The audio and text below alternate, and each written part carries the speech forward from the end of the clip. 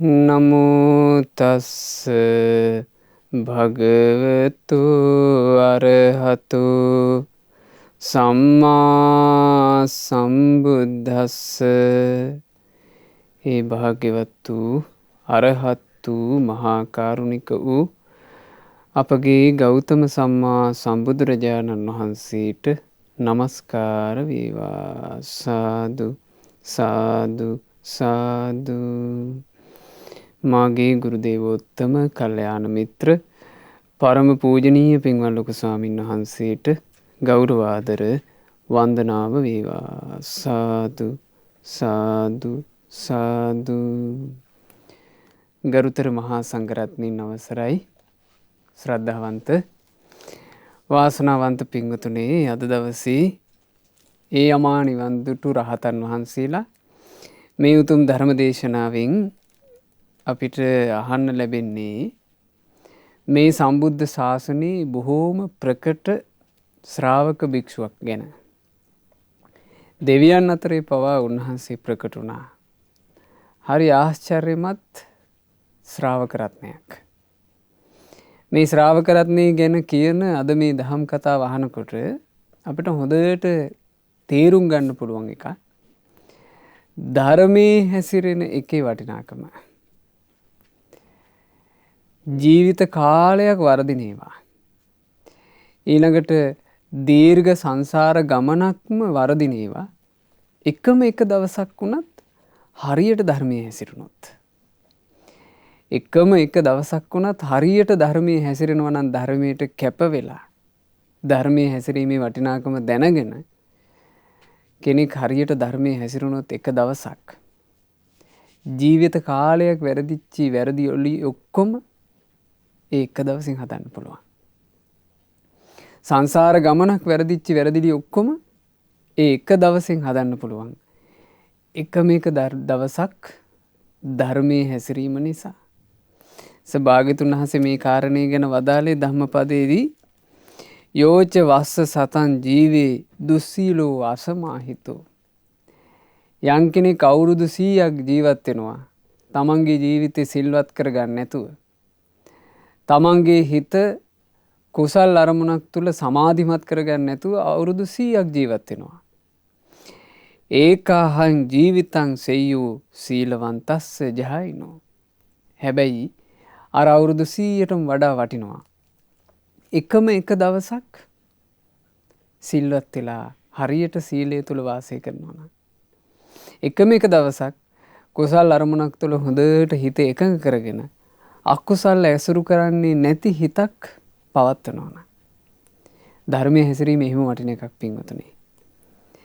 මේ කතාව අපිට අහන්න ලැබෙන්නේ සංකිච්ඡ කියන මහරහතන් වහන්සේ නිසා. සංකිච්ඡ මහරහතන් වහන්සේගේ ජීවිතය ගත්තාම ඒ මුළු ජීවිතේම අරහත්ත්වයට පත් වෙන්න පෙරත් ගිහි කාලෙත් මේ මුළු ජීවිතේම හරි ආශ්චර්යයි. උන්වහන්සේ සංසාරේ ගොඩාක් පින් කරලා තිබුණ කෙනෙක්. ඒ පිනෙන් දෙව්ලොව ඉපදිලා ඉඳලා අවසාන අත්භවයේ මේ අරහත්ත්වයට පත් වෙන ආත්ම භාවයේ උපන්නේ සවැත් නුවර.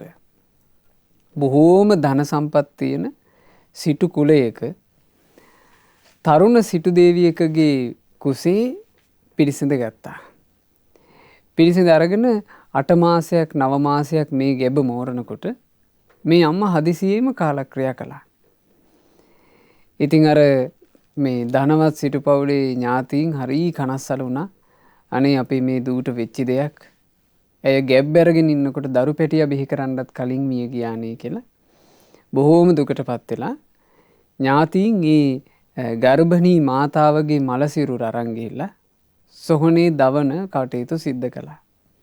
සාමාන්‍යයෙන් අම්මා මිය ගියොත් එහෙම දරුවෙක් කුසේ පිළිසිඳගෙන ඉද්දි ඒක දරුවට බලපාන්නේ නෙවෙයි, දරුවත් මිය යනවනේ. ඉතින් ඥාතින් ඒ නිසා අපේක්ෂා රහිත වුණා කුසේ ඉන්න දරුවා ගැනත්. හැබැයි මේ කුස පිළිසිඳගෙන හිටියේ පින්වන්තයෙක්, පස්චිම භවිකයෙක්. පස්චිම භවිකයා කියලා කිව්වේ පුරණ ලද පින්බලේ නිසා, රැස් කරන ලද පින්බලේ නිසා මේ තමයි ඔහු උපදින අවසාන ආත්ම භාවයේ. මෙතනින් ඔහු කෙලෙස් නසනවාමයි. ආන් ඒ නිසා ඔහුගේ ජීවිතයට කිසිම අනතුරක් සිද්ධ වුණේ. රැස් කරන ලද පින විසින් පින්බලය විසින් ඔහුගේ ජීවිතය රකිනවා.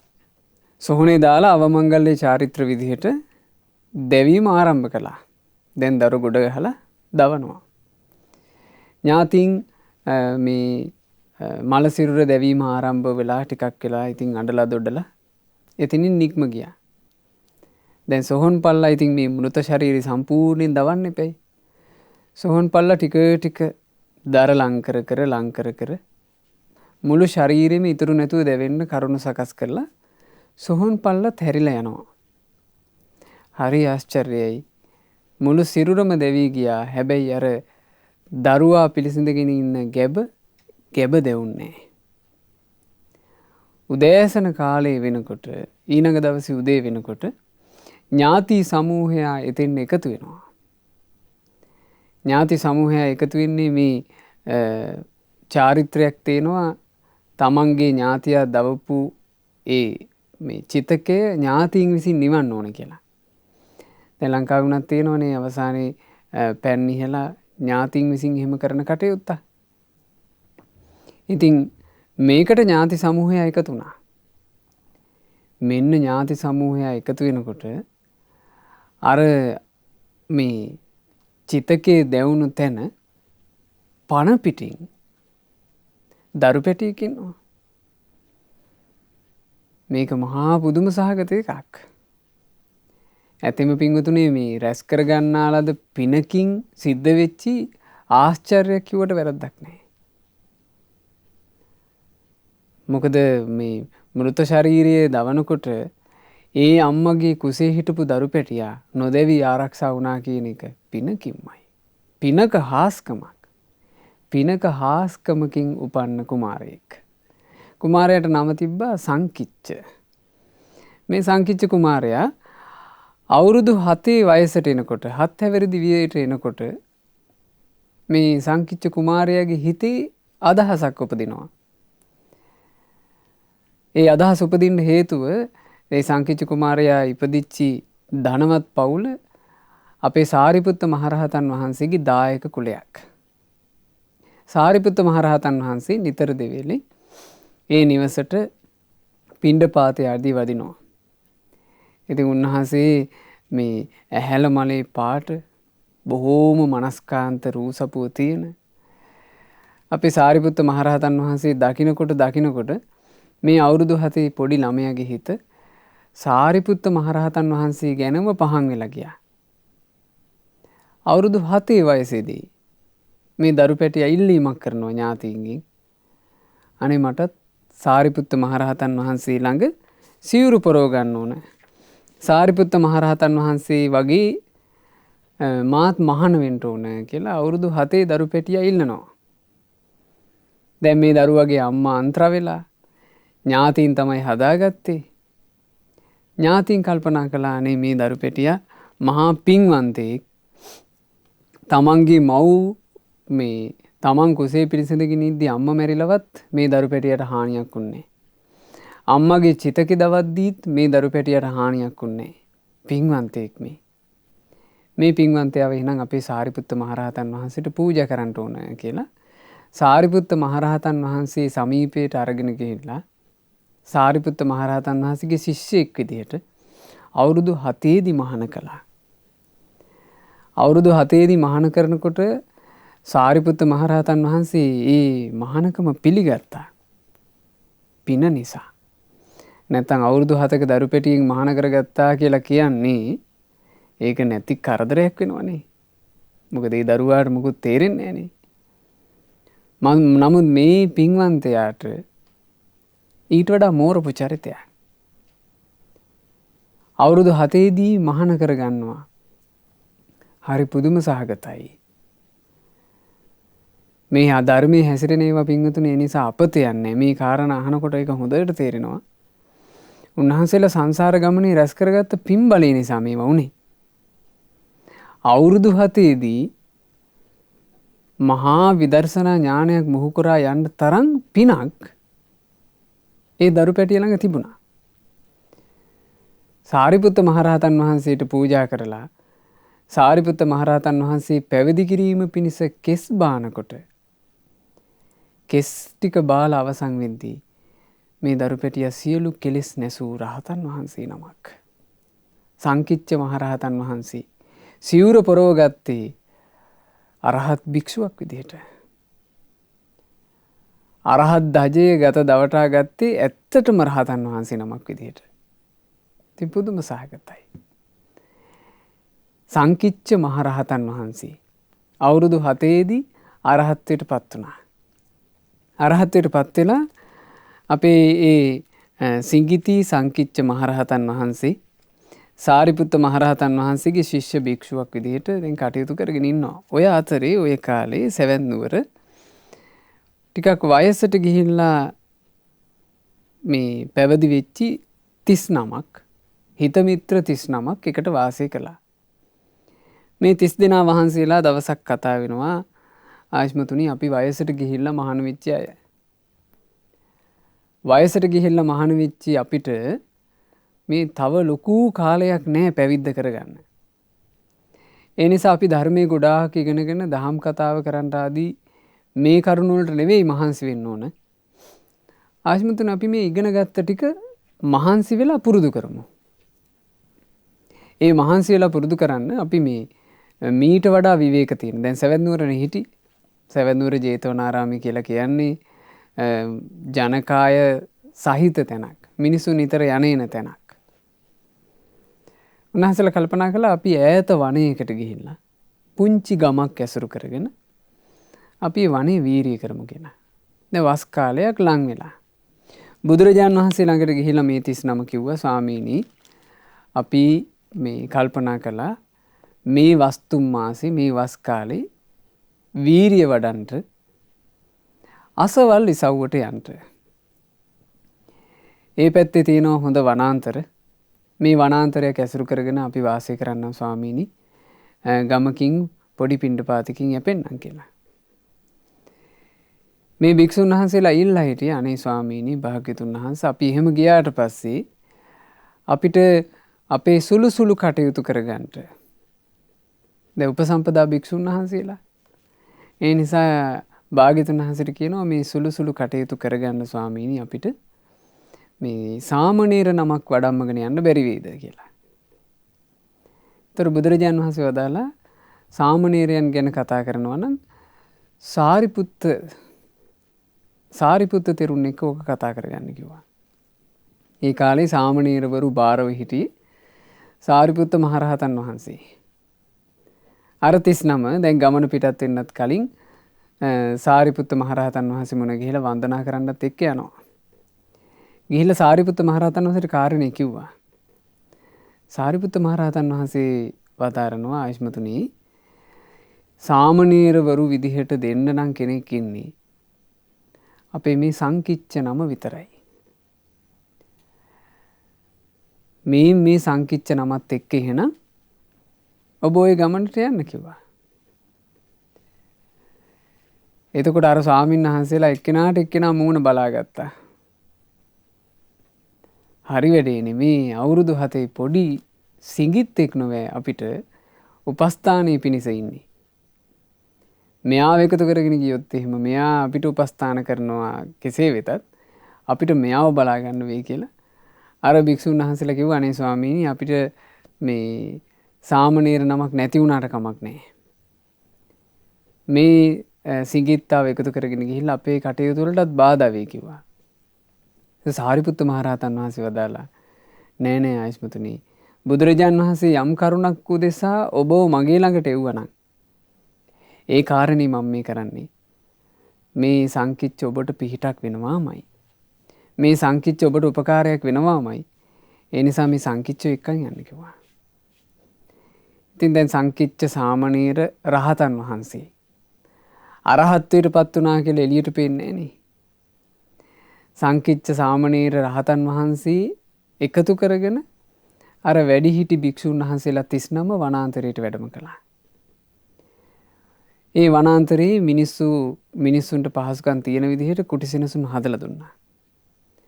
දැන් ඒ ස්වාමීන් වහන්සේලා මේ සංකිච්ච කියන සාමණේරයන් වහන්සේත් එක්ක මේ සේනාසනේ වැඩ වාසය කරනවා. මෙතන ඉන්න වැඩිහිටි 39කින් කවුරුත් රහතන් වහන්සේලා නෙවෙයි. හැබැයි වීරියෙන් කැප වෙලා භාවනා කරනවා. සංකිච්ච සාමණේරයන් වහන්සේ, සාමණේර රහතන් වහන්සේ ඒ ස්වාමීන් වහන්සේලාට කිසිම අපහසුයක් නොවන විදිහට හොඳට හොයලා බලලා උපස්ථාන කරනවා. කාලේ ගත වුණා. කාලේ ගත වෙද්දී මේ ස්වාමීන් වහන්සේලා වැඩ ඉන්න සේනාසනෙට වයසට ගියපු මිනිස්සෙක් එනවා. මේ මිනිස්සයා මේ ආවේ තමන්ගේ දරුවන්ගේ ගෙවල් වල ඉඳලා ගෙවල් වලින් පන්නලා. දරුවෝ කවුරුත් මේ මිනිස්සයාට කැමති නැහැ. යන්න එන්න තැනක් නැති නිසා මේ මිනිස්සයා ආවා. ඇවිල්ලා මේ ස්වාමීන් වහන්සේලාත් එක්ක මේ මිනිස්සයාගේ දුක කිව්වා. ඉතින් ස්වාමීන් වහන්සේලා හිත උණු වුණා. සාංශලා කල්පනා කළා තමන්ට ලැබෙන පිණ්ඩපාතයෙන් කොටසක් මේ පුද්ගලයාට දෙන්න පුළුවන්. ඉතින් ඔය මේ අතපතු ගාගෙන ඉන්නේ නැතයි කියලා නවතින්න කිව්වා. මේ පුද්ගලයා දැන් ස්වාමීන් වහන්සේලාත් එක්ක නැවතුණා. මේ මුළු අසපුවේම එතකොට මේ වනයේ තියෙන අසපුවේ මේ වැඩිහිටි භික්ෂුන් වහන්සේලා 39ක් ඉන්නවා. ඊළඟට සිඟීති සාමණේර භික්ෂුවක් ඉන්නවා සංකිච්ච කියලා. ඊළඟට ආවතේව කරගෙන ඉන්න අතුපතු ගාගෙන ඉන්න වයසක මහල්ලෙක් ඉන්න ඔච්චරයි හිටියේ. ওই විදිහට අවුරුදු 2ක් ගත වුණා. අවුරුද්දක් ගත වෙනකොට අර වයසක මිනිසයාට දැන් නිතර මතක් වෙනවා තමන්ගේ දූලා.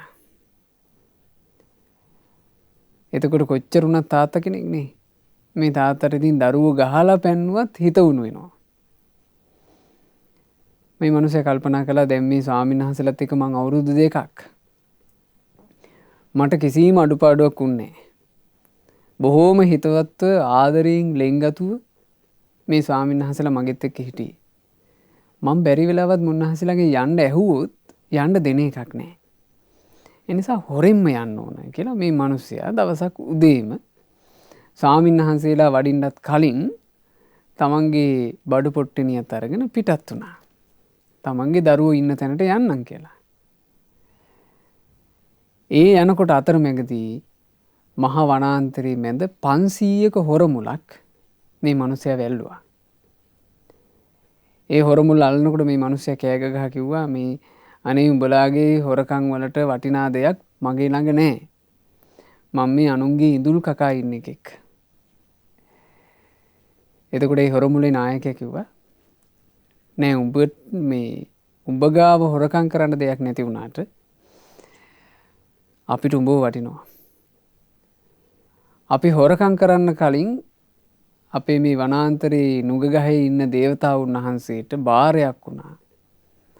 අපේ හොරකම් හරි ගියොත් එහෙම නරබිල්ලක් දෙනවා කියලා. දැන් උඹ තමයි නරබිල්ලට අල්ලගත් එක. උඹව බිල්ලට දෙන්න අපිට හොඳට ප්‍රමාණවත් කිව්වා. කළා මේ ඇදගෙන ගියා. ඇදගෙන ගිහිල්ලා මේ සාමාන්‍යයෙන් මේ හොරමුල හොරකම් කරද්දී නිතර බිලි දෙන ගහක් තියෙනවා. ඒක මහ විශාල නුග ගහක්. අද ගත්තත් පින්වතුනි ඉන්දියාවේ බිලි දෙනවා කියන එක මේ ලංකාවට වඩා ලොකුවට තියෙනවා. ලංකාවෙත් මේක සුළු සුළුවට තියෙනවානේ. ඉන්දියාවේ හරි තදයට තියෙන එකක්. එතකොට ඒ කාලේ මේකට නරබිල්ලක් තිබිලා තියෙනවා. දේවතාවුන් වහන්සේ සතුටු කරන්නට කියලා නරබිලි දීම. අර හොරමුල නරබිලි දෙන තැනට ඇදගෙන ගියා මේ මිනිස්සයා. ඇදගෙන ගිහිල්ලා නරබිල්ල දීම පිණිස ඉතින් ওই බෙල්ල කපන්න තියලා තිබුණා කොටයක්. ඊළඟට ගහේම කොනක එල්ලලා තිබුණා ලේ වැකිච්ච කඩුව. මේවා දකිනකොට අර වයසක මිනිස්සයා සලිත වුණා. සලිත වෙලා හොරමුලට කියනවා අනේ පින්වතුනි උඹලා මේ මොකෙක්වද එකතු කරගෙන ආවේ? දේවතාවුන් වහන්සේ සතුටු කරන්න. උඹලාගේ දේවතාවුන් වහන්සේට බිල්ල විදිහට මන් දුන්නොත් නම් දේවතාවුන් වහන්සේ උඹලට සාප කරයි. මොකද මම මේ අනුන්ගේ ඉඳුල් කකා හැදිච්ච එකෙක්. මගේ ජීවිතය කියලා කිසි ගුණයක් නෑ මට. උඹලාගේ දේවතාවුන් වහන්සේට පුද දෙනවා නම් පුද දීපල්ලා පින්වන්තයෙක්, ගුණවන්තයෙක්. එතකොට මේ හොරු මහා හඬින් ඇහුවා දැන් උඹ ඔය කියන පින්වන්තයෝ, උඹ ඔය කියන ගුණවන්තයෝ කොහෙද ඉන්නේ? එතකොට කිව්වා මං දන්නවා තැනක්. බලන්න මේ අසත්පුරුෂකම. අසත්පුරුෂයා කියන කෙනා කරන ලද උපකාරය දන්නේ නෑ කියන එක මේ මිනිසයන්ගේ ජීවිත තුල තියෙනවානේ. අද වුණත් කොච්චර තියනවද? අද වුණත් කොච්චර තියනවද? තමන්ගේ දෙමව්පියන්ගේ ගුණේ දන්නේ. තමන්ගේ ගුරුවරුන්ගේ ගුණේ දන්නේ. මේ ශාපේ ඒ කාලෙත් එහෙම තිබුණා. යන්නේ නමක් නැතුව ඉන්නකොට අර භික්ෂුන් වහන්සේලා තමයි ආරාමයට වැද්දගෙන අසපුවේ තියාගෙන භික්ෂූන්ට සංඝයාට ලැබෙන දානෙන් කොටසක් දීලා මේ මිනිහව තියාගත්තේ. තමන්ගේ ජීවිතේට මරණය එනකොට මේ අසත්පුරුෂයාට අර භික්ෂූන් වහන්සේලා පාවා දෙන්න හිතුණා. මේ පුද්ගලයා කිව්වා උඹලා ඵලයල්ලා මේ කියන විදිහට මං කියන මං මාවත ඔස්සේ ගියාම උඹලාට හම්බ වෙයි එක අසපුවක්. ඒ අසපුවේ එලි මහණේ නම් භික්ෂූන් වහන්සේලා වැඩ ඉන්න එකක් නෑ. මොකද උන්වහන්සේලා වැඩිපුර කුටිසේනාසනවල භාවනා කරනවා. හැබැයි උන්වහන්සේලාගේ තියෙනවා සිරිතක්, උන්වහන්සේලාගේ තියෙනවා පුරුද්දක්. හදිස්සියකදී gediya ගහලා රැස් වෙන එක. ඉස්සරහාම එල්ලලා ඇති කොටයක්. උඹලා ගිහිල්ලා ඒ කොටේට තුන් පාරක් තට්ටු කරපල්ලා. ඒ කොටේට ගහපුවම භික්ෂුන් ඔක්කොම එතෙන් එකතු වෙයි. උන්වහන්සේලාට අයිතිකාරයෝ නැහැ. උන්වහන්සේලා ඥාතින් අත්හැරලා මහාන වෙච්ච අය. දීපල අත්හැරලා මහාන වෙච්ච අය. ඒ නිසා උන්වහන්සේලාගෙන් කෙනෙක් උඹලට කිසිම අපහසුයක් නැතුව අල්ලගෙන ආවෙකි.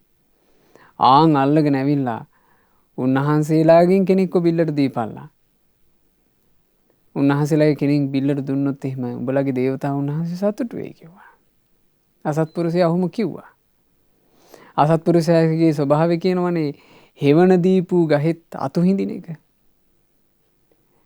යම් ගහක් Tamanට හෙවණ දුන්නා නම් ඒ හෙවණ දීපු ගහේ හෙවණයට නිදාගෙන අසත්පුරුෂයාට හිතෙනවා කියනවා. ශාමී ගහේ අරටුව හරි අගිනොයි. මේ ගහේ අරටුවෙන් නම් අහවල් දේ හදන්න පුළුවන්. මේ ගහේ අසවල් අත්ත හරි අගිනොයි. අත්ෙන් මට මේ ප්‍රයෝජන ගන්න පුළුවන්. මෙහෙම කියනවා අසත්පුරුෂයාට හිතෙන්නේ. ඒ තමයි අසත්පුරුෂ ධාතුව. මේ අසත්පුරුෂකමත් එක්කමයි පින්වතුනි සංසාර ගමනේ දිගින් දිගට පටලැවි එන්නේ.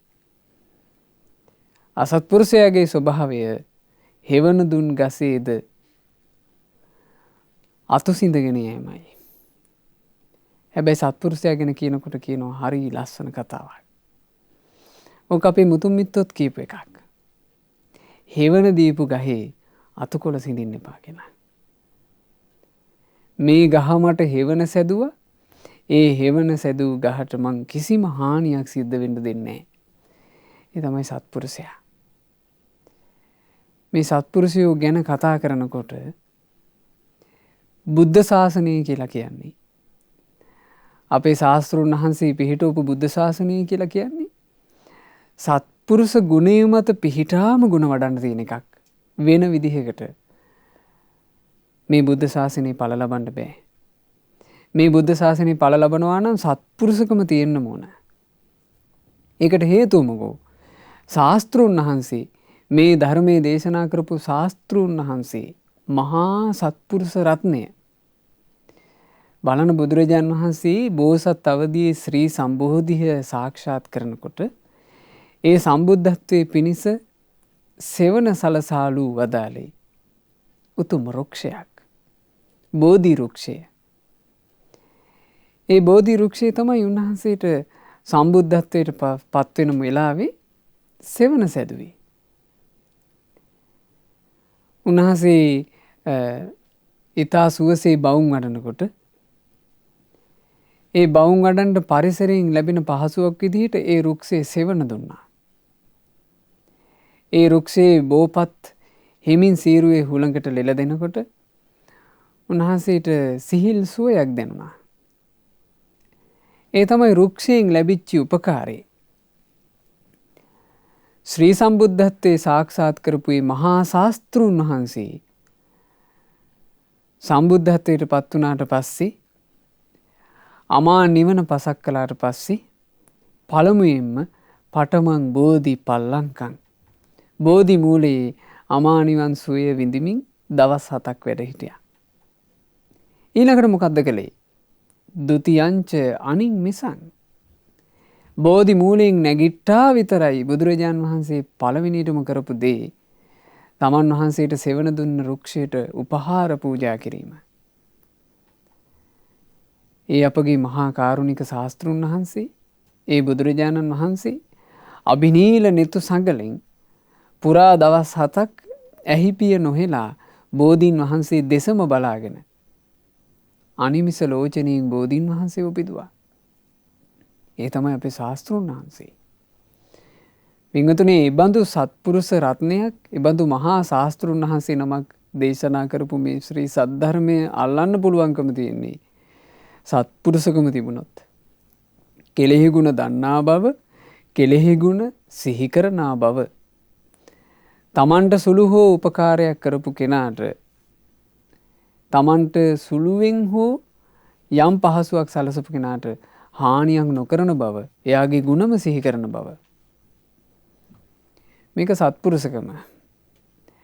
හැබැයි අර සත්පුරුෂ භික්ෂූන් වහන්සේලා සමීපයේ අවුරුදු 2ක් තිස්සේ ඒ භික්ෂූන් වහන්සේලාත් එක්ක හිටපු පුද්ගලයාටවත් මේක එකතු නැහැ. අවුරුදු 2ක් තිස්සේම සංඝයාට වැඳගෙන අතුපතු ගාගෙන හිටිය අසත්පුරුෂයා. අන්තිමට ඒ අසත්පුරුෂයාම පත්තු කළා ගන්නට. අනේ උන්වහන්සේලා පාඩුවේ බණ භාවනා කරගෙන හිටියේ. හොරමුලා ආවා. ඇවිල්ලා ගෙඩිය ගැහුවා. භික්ෂුන් වහන්සේලා ඔක්කොම එකතු වුණා. එකතු වුණාට පස්සේ මේ හොරමුලේ ප්‍රධානියා කියනවා මේ අපි මේ නගරේ ඇසුරු කරගෙන ඉන්න හොරු. අපි මේ වනාන්තරයේ හැඟවිලා තමයි මේ කටයුතු ඔක්කොම කරන්නේ. අපි හොරකමක් කරන්න කලින් අපේ පුරුද්ද මේ වනාන්තරයේ තියෙන විශාල නුගරුක්ෂයක අපේ දේවතාවුන් වහන්සේ ඉන්නවා. ඒ දේවතාවුන් වහන්සේට අපි බාරහාර වෙනවා.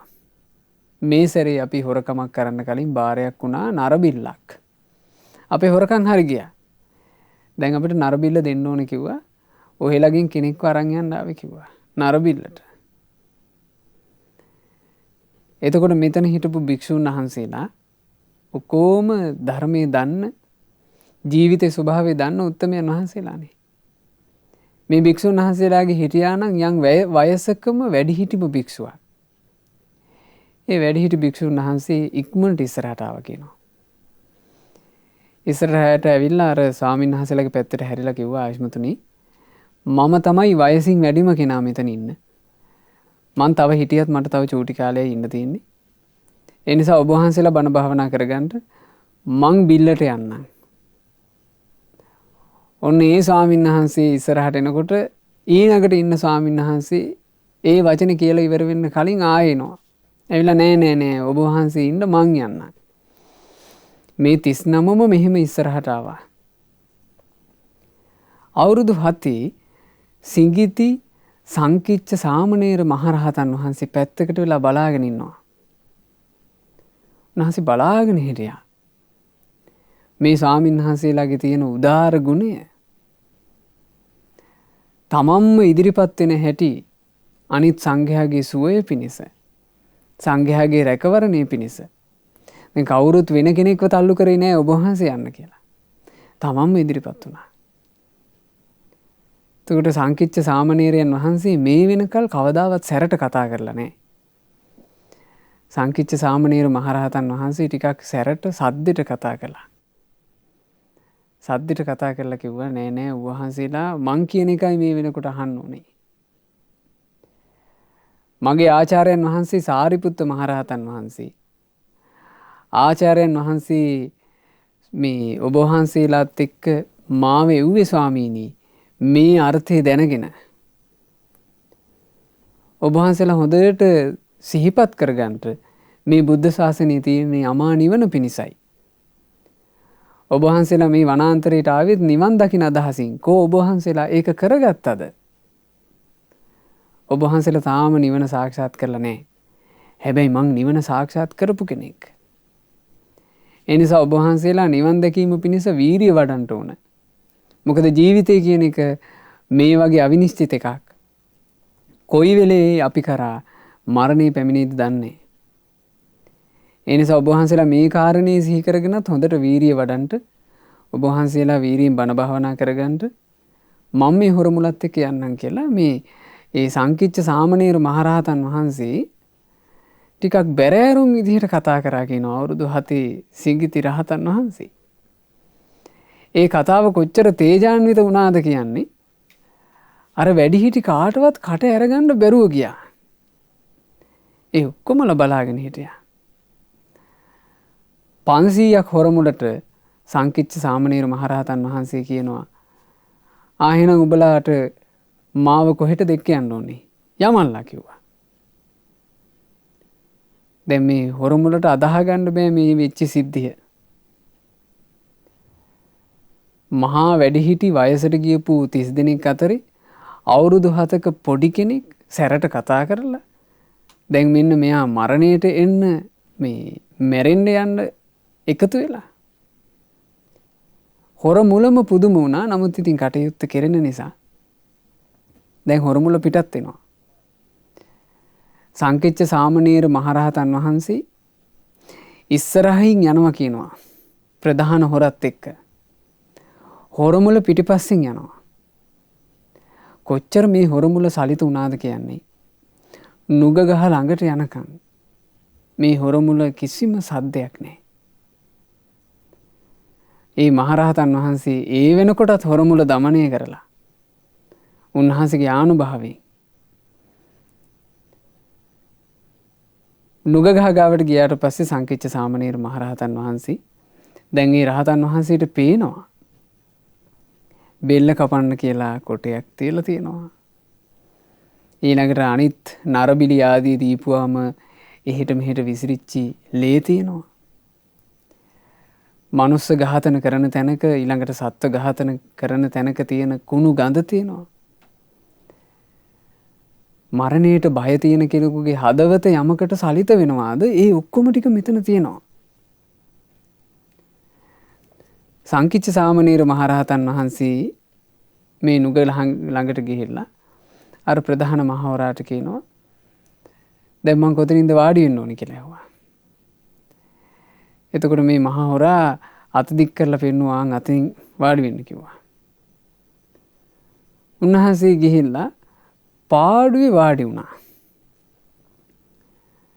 මරණය සම්බන්ධයෙන් කිසිම බයක් සලිත වීමක් ලොමු ඩහ ගැන්වීමක් අඩු ගානේ වචන මාත්‍රයකින් අනේ පින්වතුනි මාව ඝාතනය කරන්න එපා කියලා වචනයක් මේ මුකුත් නැහැ. උන්වහන්සේ වාඩි වුණා. වාඩි වෙලා දැස පියාගත්තා.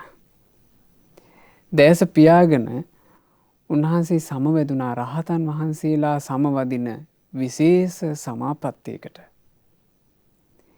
ඒ සමාපatti සුවයෙන් වැඩ ඉන්නකොට ඒ අරහත් භික්ෂුවගේ ශරීරයට මුකුත් කරන්න බෑ. උන්වහන්සේ සමාධියෙන් සමවැදුණා. ඒ සමාධියට සමවැදිලා වැඩ වාසය කරනකොට ඒ කියන්නේ රහතන් වහන්සේලා සම්වදින විශේෂ සමාපත්තියක් නිරෝධ සමවත. මේ නිරෝධ සමාපත්තිය ගැන කියනකොට මේ අටුවා පොත් වහන්සේලාගේ තියෙනවා නිරෝධ සමාපatti සුවයෙන් රහතන් වහන්සේ නමක් වැඩ ඉන්න වෙලාවේ ඒ ඉසව්වේ සිද්ධ වෙන්න තියෙනවා නම් යම් භූමිකම්පාවක්.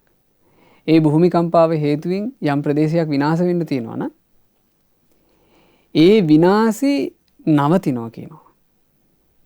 හේතු අර භික්ෂුව සමාධියට සම්වැදිලා ඉන්න නිසා.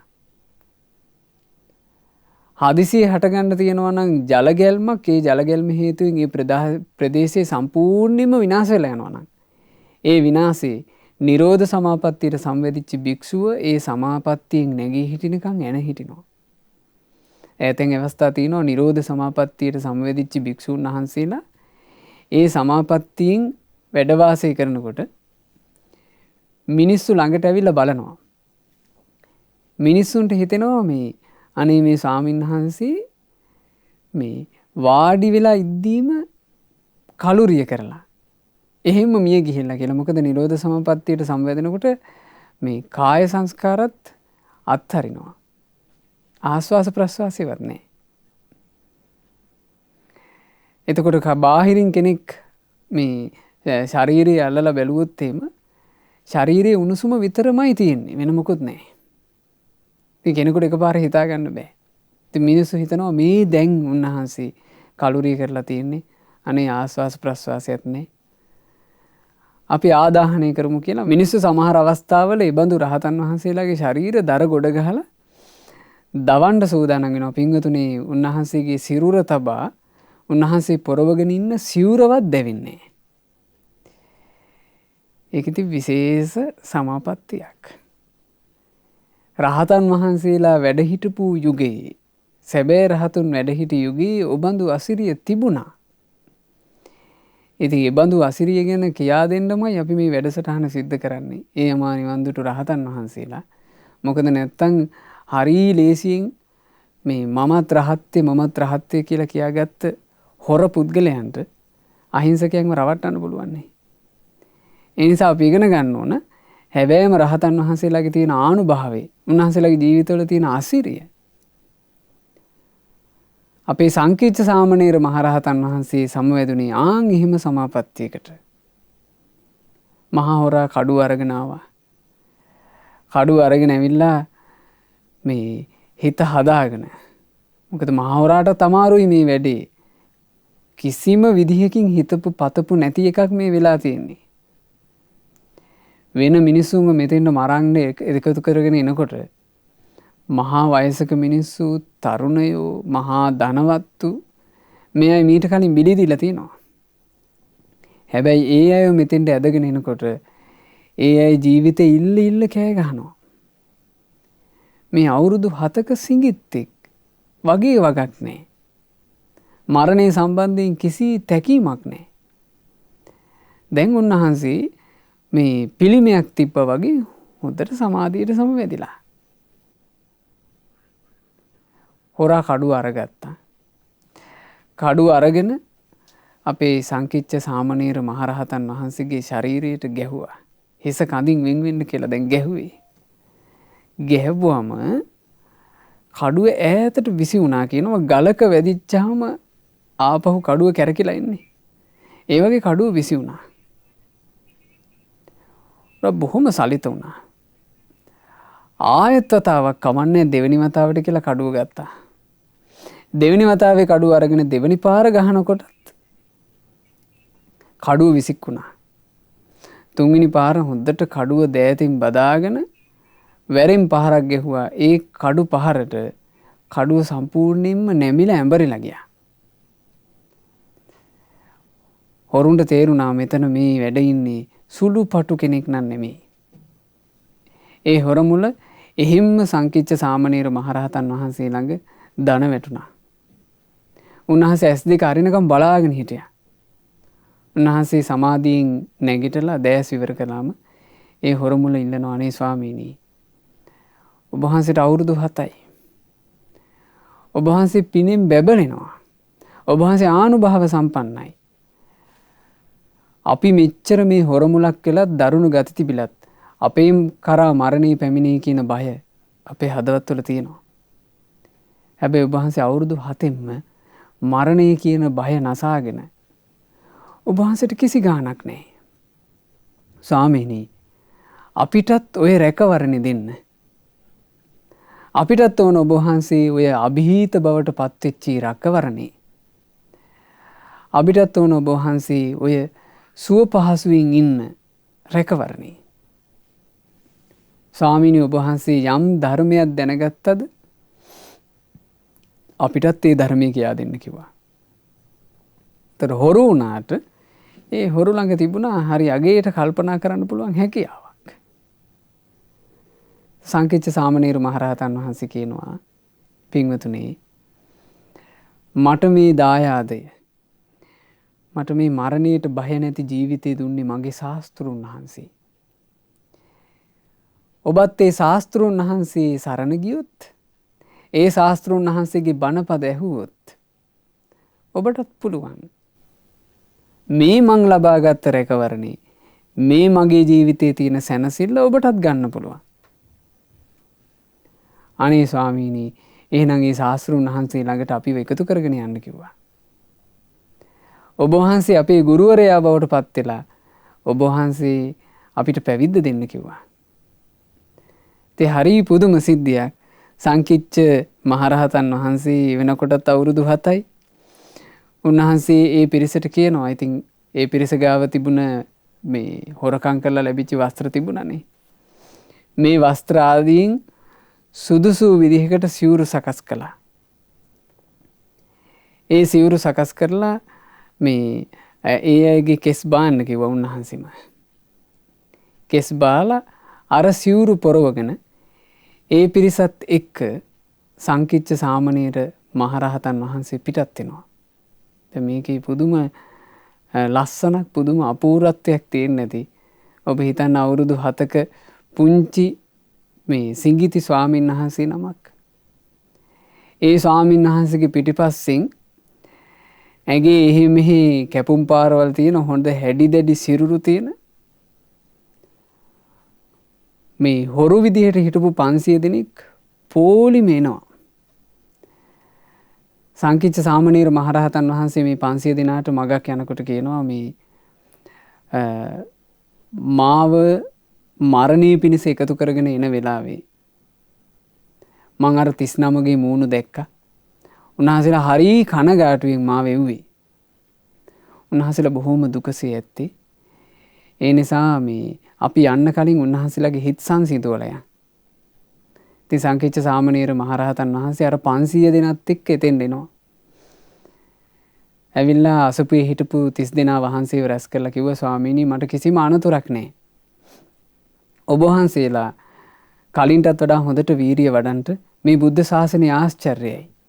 මේ බුද්ධ ශාසනය ආශ්චර්යයි. මේ ධර්මය ආශ්චර්යයි. මේ බලන්ට මේ 500ක් දෙනාත් අපිව මරන්න කියලා එකතු කරගෙන ගියපු මේ 500ක් දෙනාත් දැන් බුද්ධ ශාසනයේ ඵල ලබන්න කැමැත්තෙන් ඉන්නවා.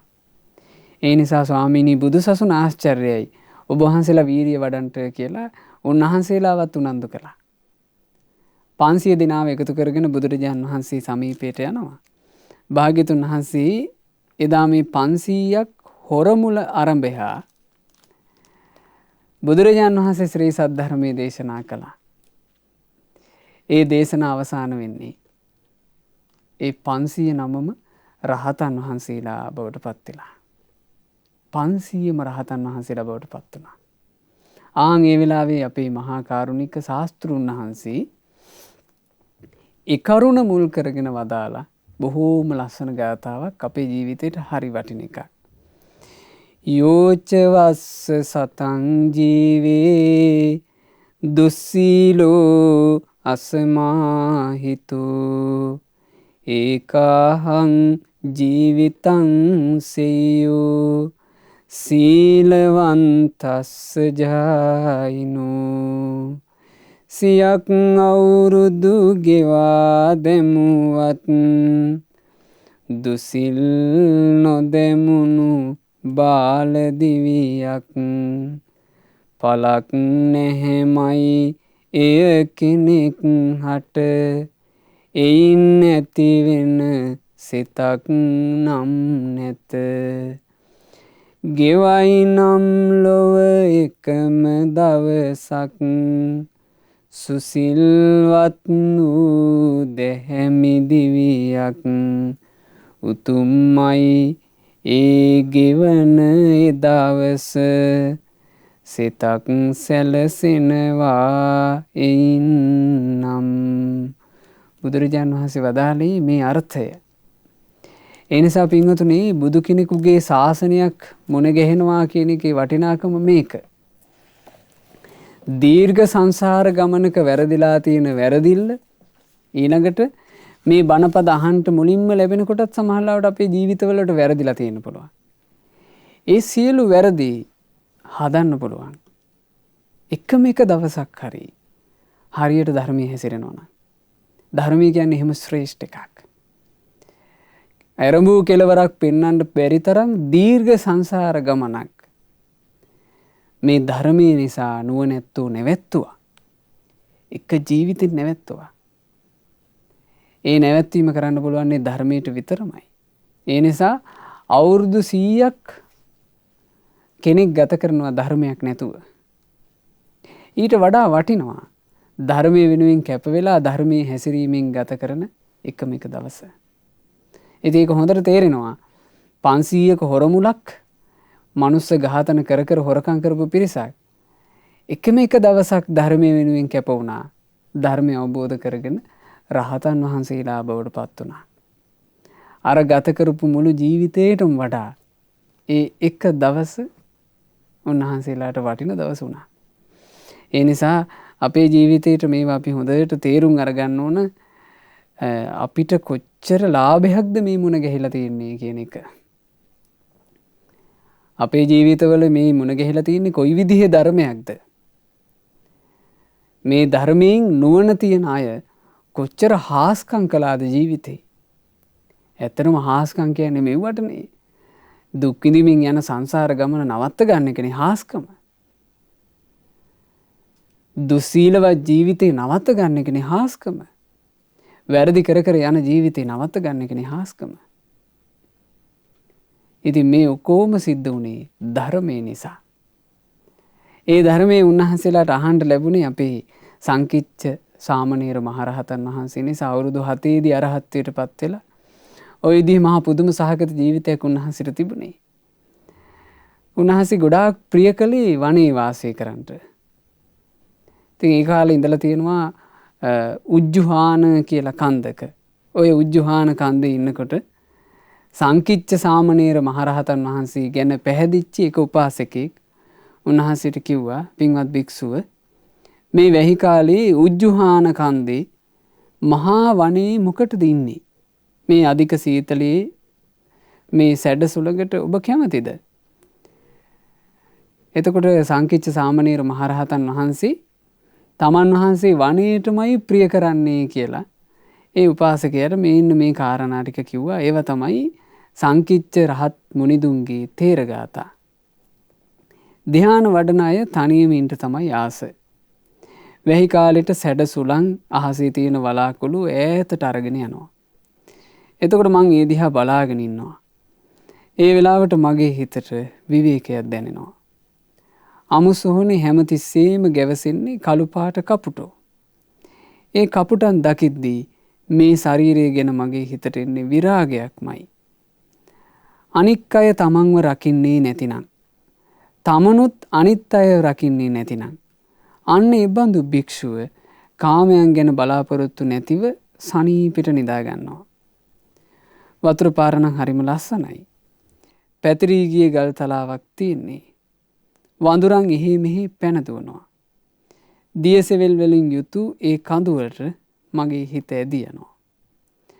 ආරණ්‍ය වලත්, දියඇලි ගලන තැන් වලත්, ගල්ලෙන් වලත්, ඈත වනසෙනසුන් වලත් මං ඉඳලා තිනවා. මේ සතුන් මැරෙත්වා, වෙනසෙත්වා, දුකටපත් වේවා යනාදී ද්වේෂ සහගත පහත් හැඟීම් මගේ හිතේ නම් ඇතිවන බවක් මන් දන්නේ නැහැ. මං බුදු සමිදානන්ව ඉතා ගෞරවයෙන් ඇසුරු කළා. බුදු සසුන සම්පූර්ණ කරගත්තා. කෙලෙස් බර පැත්තකින් තිබ්බා. බවරැහැන් මුලින්ම කපල දැම්මා. ගිහි ජීවිතය අත්හැරලා මම මහණුන්නේ ලොකු තේරුමක් ඇතිව. ආන්නේ තේරුම මං අවබෝධ කළා. හැම බන්ධනයක්ම නැති කරලා දැම්මා. දැන් මට මැරෙන්න උනත් 아무තු ආසාවක් නැහැ. ජීවත් වෙන්නත් 아무තු ආසාවක් නැහැ. මාසේ පඩිය බලාගෙන ඉන්න කෙනෙක් වගේ මම මේ බලමින් ඉන්නේ පිරිනුවම් පෑම ගැනයි. මැරෙන්නත් මට ආසාවක් නැහැ. ජීවත් වෙන්නටත් මට ආසාවක් නැහැ. හොඳට සිහිය පිහිටුවාගෙන නුවණින් යුතුව පිරිනුවම් පාන්නටයි මං කල් බලාගෙන ඉන්නේ. සංකිච්ච සාමණේර මහරහතන් වහන්සේ, ඒ රහතන් වහන්සේ නිසා තමයි අද මේ ලස්සන ධර්මයේ අපි ඇහුවේ. ඒ උතුම් සංකිච්ච මහරහත් මුනිදුන්ට අපගේ নমස්කාරය වේවා. සාදු සාදු සාදු. ඒ රහතන් වහන්සේලා නිවි සැනසුන අමා මහ නිවනේ අපටත් සැනසෙන්න ලැබේවා. සාදු සාදු සාදු. අප විසින් මේ දහම් කතාවෙන් රැස් කළ සියලු පුණ්‍ය ධර්මයන් සියලු දෙවියෝ සතුටු සිතින් අනුමෝදන් වෙත්වා. සක්දිවිදු ප්‍රධාන සතරවරන් දෙවිවරුත් අපගේ ඉෂ්ඨකාමී හිතකාමී සියලු දෙවිවරුත් පින් අනුමෝදන්ව දෙවියෝ දිව්‍ය සැපයෙන් වැඩෙත්වා. ඒ දෙවියෝ අප හැම දෙනාටම සියලු ආරක්ෂාව සලසත්වා. සාදු සාදු සාදු. රැස් කළා වූ සියලු පුණ්‍ය ධර්මයන් මාගේ ගුරු දේවෝත්තම පරම පූජනීය පින්වත් ලොකු ස්වාමීන් වහන්සේට අනුමෝදන් වෙත්වා. නිදුක් නිරෝග සුව දීර්ඝායුෂ සැලසේවා. මේ ගෞතම සාසනය තුලම උතුම් චතුරාර්ය සත්‍ය ධර්මය පරිපූර්ණ වශයෙන්ම අවබෝධ කරගන්නට වාසනාව ලැබෙත්වා. සාදු සාදු සාදු. රැස් කළා වූ සියලුම පුණ්‍ය ධර්මයන් ශ්‍රද්ධා මාසික ධර්ම දාන සමාජික පින්වතුන්ලාට, ශ්‍රද්ධා කාර්ය මණ්ඩලයේ සියලු දෙනාට, සුපින්වත් ඔබ හැම දෙනාට අනුමෝදන් වෙලා සියලු දෙනාට නිදුක් නිරෝග සුව දීර්ඝායුෂ සැලසේවා. මේ ගෞතම සාසනය තුල සුවසේම ධර්ම අවබෝධ කරන්ට හැම දිනාට වාසනාව ලැබෙත්වා. හැම දිනාටම තෙරුවන් සරණයි. නමෝ බුද්ධාය. මෙවැනි වටිනා ධර්ම දේශනා ශ්‍රවණය කිරීමට ශ්‍රද්ධා ඩේලි YouTube චැනලය සබ්ස්ක්‍රයිබ් කරන්න.